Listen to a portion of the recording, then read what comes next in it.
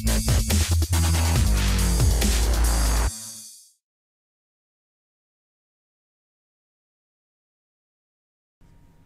everyone, it's Evan here from the Trade Risk on Friday, April 28th here with a weekend market recap video. We're going to cover all of the major markets, the current market environment. We're going to skip the sector analysis and go into some of the recent earnings reports out of some of those big companies, those high beta companies, Google, Amazon, Twitter, Netflix. We're going to look at things like those, change it up just a little bit. So with that, let's get into markets here. S&P 500, the SPY ETF finished lower by minus 52 cents, minus 0.22% here on Friday. So a little bit sluggish heading into the weekend. But if we look at the weekly time frame, that weekly chart, you can see the bulls did make some nice progress, up 1.49%, up 3.5 points here in the SPY.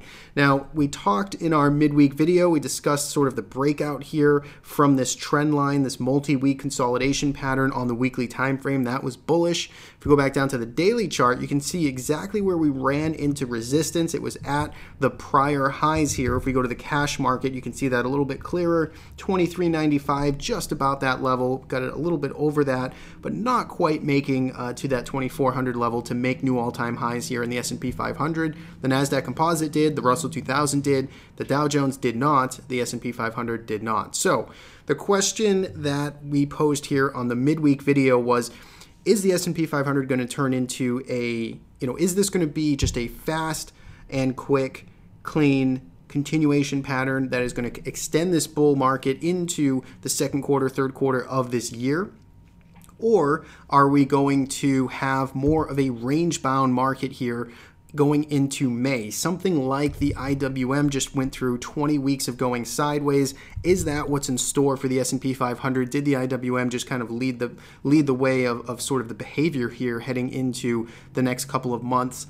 That's a question that, of course, we don't have a crystal ball to, but something we want to pay attention to, something we want to think about to sort of position and just allocate our trades and exposure sort of accordingly heading into May. Now, right now, the S&P 500, again, stalled out right here at these prior highs, and it's tightened up in this 4-day range. So from a very tactical standpoint, how we open up on Monday could be pretty influential on how we sort of progress through at least the beginning of the week. Think about this Monday, how a 1% gap higher kind of set the tone for higher prices and kind of pushed away from this inflection area here right around 235 in the SPY.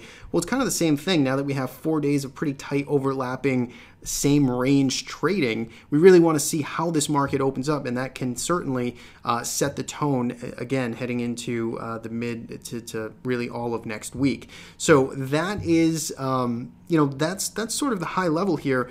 Bulls clearly are dominating on trend on both the daily and the weekly time frame. There's some momentum still pent up here on the daily time frame. Momentum is building again on the weekly chart. Breadth weak today, but still holding up all things considered and acting pretty much in line and as we would expect with a market trading near all-time highs. So if you were to look at check marks versus the bulls and bears column here, bulls certainly have more in their favor, but again, you just want to pay attention to see, as always, when a market has pulled back off of all-time highs or some significant pivot, you want to see the reaction when we get back up there, if we get back up there, which we did in this case, and how the market responds to that retest. And that's what we're paying sort of acute attention to heading into next week. If you're a tactical trader, if you're longer-term position trader, you don't care about this, it's a blip on the radar, you're looking more at the weekly time frame, structural support, 20-week lows, 10-month moving average, you're looking at things like that. So for the tactical traders, again, we're paying a lot of attention to see how we open up heading into next week. Now, if we go to the IWM, put out a post on this earlier this week. This was the bright spot here for the bulls this week. You could arguably say it still is, but we were up almost 3% or north of 3% on Wednesday of this week, and the small caps making new all-time highs, resolving with some authority this 20-week range. But take a look at how we finished the week. This Friday really took some momentum, that upper level momentum, and kind of popped that balloon and brought us back down to earth. We did manage to make a new weekly all-time closing high by about 3 pennies here in the IWM, but still with this tail up here, very sort of ominous looking. You need to be careful here if the sellers do in fact get some follow through to the downside and bring us back into this range. This could be one sort of epic bull trap up here from this week. Now, if we go back down to the daily chart, you could make the case. Take a look at volume here the past 2 days. Not that significant, kind of pulling back, slightly below or at average. And we did fill this gap, kind of came right back into this 8-period moving average. So you could say fairly, healthy action given the, almost 10-point straight line run up that we saw in the IWM to give 2 or 3 points back. Not the end of the world. Again, I think this here 138.50 level, that's more or less the line in the sand I would like us to see us hold above. That's just where, kind of encompasses the majority of trading over the past 20 weeks in the IWM. So I know these are the highs up here, but for me, just slightly kind of longer term structural play, I'd like to see it stay above 138.50. And again, for maximum sort of tactical momentum, you want to see the IWM back above 141, 140.50, something along those lines. So to sum this up, definitely, some bullish behavior this week, just kind of getting that follow through and clearing the majority of the supply. But again, a little bit of hesitation here, clearly seen and demonstrated by the action on Friday. Once again, I think how we open up Monday, if we see more follow through to the downside, or if we get a pop back higher and kind of, quick move back to these highs, I think that's going to be telling, and it's going to set the tone pretty quick. So something to pay attention to. And then finally, the NASDAQ 100 continues on its merry way to all-time highs, continues to be the leader, and acts well, had earnings out on a lot of these names this week. And so far so good, and it continues to work. So not much else to say there. Broke out from this almost 2-month pattern here last week with this nice gap. Actually, no, this was this week on Monday with a strong gap higher, and then has just continued to move in the bulls' favor. So that is the overall wrap up there on the markets. Again, I think to sum it all up, we're looking at reactions on Monday. Check marks, more in the bulls camp right now than the bears, and we want to see how we respond here to these prior highs in the S&P 500, giving us a little bit of a hesitation and wait and see mode here with these 4 tight days. So with that, let's get into some other markets. TLT, we'll start there like we usually do.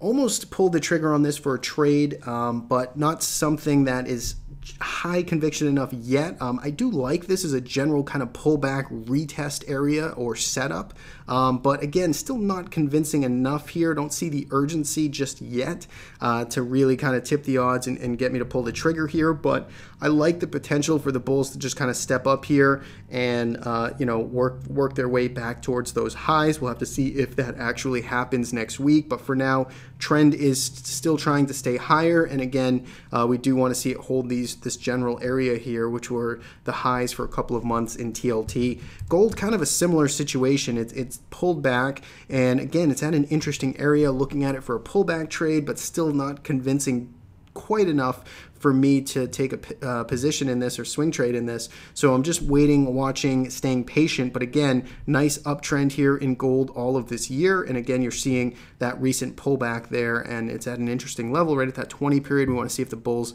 can kind of step in here and push us back to those highs. So still some constructive uptrends. Silver, not so much. I mean, seeing a lot of, this is now, just take a look really right down here at the volume. I think paints the nice picture. I think this is 10 days down in a row for silver, and really on sort of an uptick in volume. So pretty ugly thrust off of these highs here, and a failure to sort of break out above this little trend line there. And, coming back, if it does come back and retest these sort of mid-March levels around $16, especially if it gets kind of crushed or has a big gap down on Monday, you could have a very tactical sort of snapback by the dip, by the support, by this capitulative move. If it opens up for 11 days down into that support, again, that's not necessarily advice, but something to look at as potential support. So something to pay attention to, but 10 days down, it's pretty brutal. Weekly chart, see what that looks like. Yeah, you could see losing the 20 period, really just coming down here. So be interesting, nice strong upticks in sell volume there over the past 2 weeks. So something to pay attention to there in silver. A lot of activity. What else do we have to go to? USO got a little bit of a bounce here on Thursday, and then actually didn't even really get a bounce, really got a stance here on Thursday. Finished flat on the day, down just slightly, but off of the lows, a little bit of a reversal there. Didn't really add anything to it on Friday, so still kind of stagnant here. Again, sell volume really picked up here, and we've only had just this one little green session here, up 1%. Everything else has been dominated by sellers over the past 2 weeks, so still tough, a tough place to be for longs right now in USO. I wouldn't want to be jumping in front of that still. And natural gas, really, I really don't have too much of an opinion on natural gas. Just kind of messy here, going sideways. Really, just isn't that interesting to me. So that is, those are the major sectors. Let's take a look at some of those earnings. So Google is the first one. Let's take a look at that. So 3.71% move higher on here on Friday after reporting earnings, 33 points higher, all-time highs, nice size gap. Didn't quite close near the highs or the most rosy sort of bullish picture here on Friday, but I think, when you take a step back here and just take a look at Google in general over the past many earnings reports, it's had it has been holding in general. If you look here, this one doesn't look all that differently. Back in August of 2016, you can see it kind of opened up highs, failed to push higher, but then it ended up stabilizing and it ended up working itself higher in that trend. Maybe that's something that we do see here. Again, didn't really have favorable initial reaction there, but if we see the buyers kind of step up over the next few days and stabilize price and look like we want to hold that gap, that could be something that's interesting. Clearly, it's really tough to chase here if you're not involved in this, but it could be very much in play either for the sellers or buyers at this point if we want to make a quick comeback down and fill this gap, or given how close this is to that nice kind of sexy 1,000 number,